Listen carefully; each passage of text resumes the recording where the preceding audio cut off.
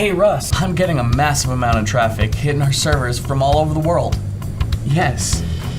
Yeah. Well, I'm analyzing the network traffic dump now. I'll let you know what I find. What seems to be the trouble?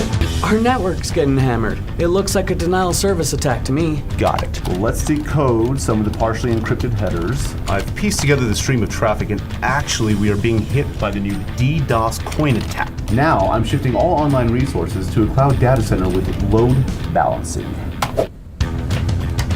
Hey Russ. Happy to report we're back online. Turns out that cryptocurrency pays users for participating in DDoS attacks. I'll get you a full report by the end of the day. By the way, that network defender you hired is awesome. Certified network defender. Knowledgeable. Unshakable. Always on guard.